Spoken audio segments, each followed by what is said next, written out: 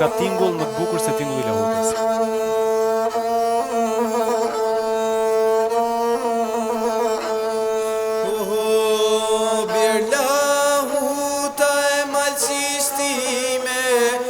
Gjithmonë ti për gëzime, për flamure, për Shqipni, sot gëzon kjo shqiptari.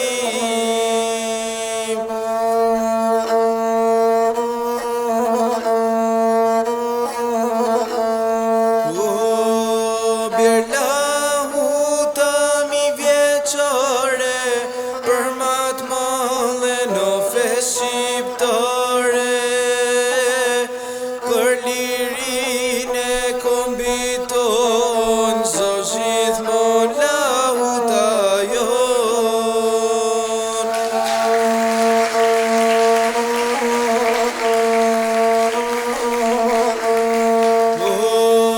Bjerlahu ti për ketok, për flamur ma të bukrin bot, për këtë kom gjithmon krenar, për këtë gjak paster o shqiptar.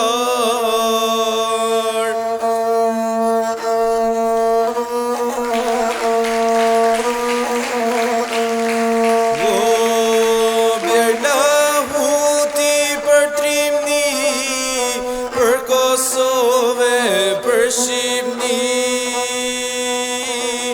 për këto troje i liro dardane, o hej, rosh gjithmon, o lahut o shqiptare, o hej.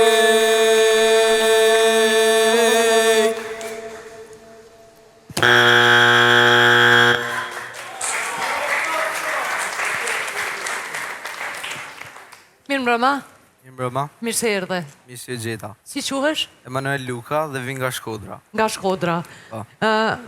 Manuel, arsyeja pse unë nuk i rash butonit koq, është se qëllimi jot është shumë i mirë.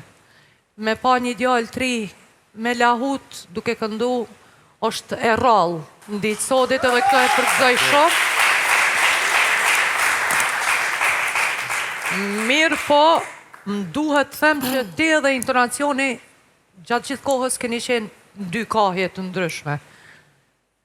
Nuk ishe fare në intonacion, gjithsesi përgëzime për qëllimin e mirë. Faleminderit. Mirëmbrëma. Mirë se gjeta. Dua fillimisht të komplimentoj për moshën e re dhe për zgjedhjen artistike që ke bërë dhe për faktin që kërkon të përqosh traditën tonë përpara, traditën e mrekullueshme të lahutës. Përveç intonacionit, pra edhe madhësia, thellësia, tingëllimi i zërit që është tipik i lahutarëve. Forca, determinimi. Prandaj për mua, për fat keq, me gjithë dëshirën e mirë për atë që ti po bën është një jo. Muzika është fjala e perëndis, ka thënë dikush, në trashëgiminë kombëtare që dikush ka.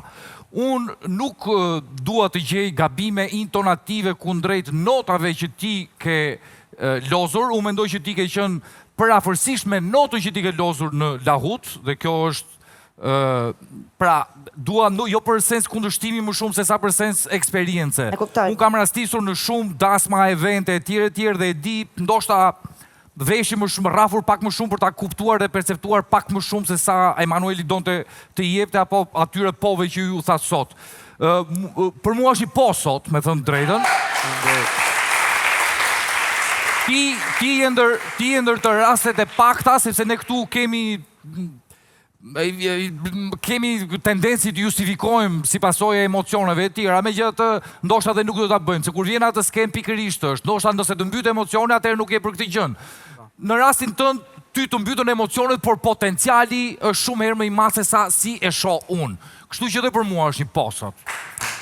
Dhe meqense jemi jo, do të lozim, ka pas rast, ka precedent kjo situatë, që ai që vendos në fund fare është publiku, me që jemi 2 me 2. Se kuptova, unë kam të drejtë Po dëshë ti. Jo, keti, po Jo. ka që i dhe jo, edhe... Natyrshëm, me fjalë që të kuptojmë drejt.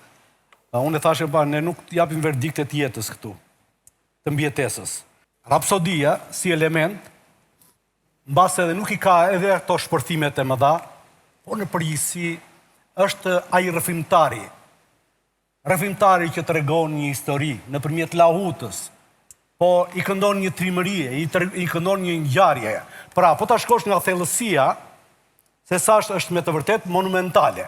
Prandaj edhe lahuta është një instrument, jo thjesht si pasuri kombëtare jona, por e UNESCO-s, pavarësisht se na e morën serbët, po është e jona, realisht.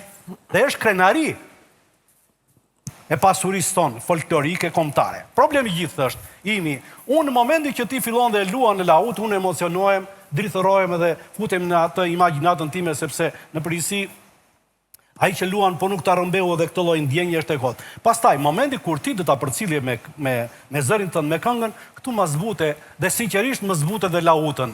Kjo ishte arsyeja pse unë, jo qëllimi.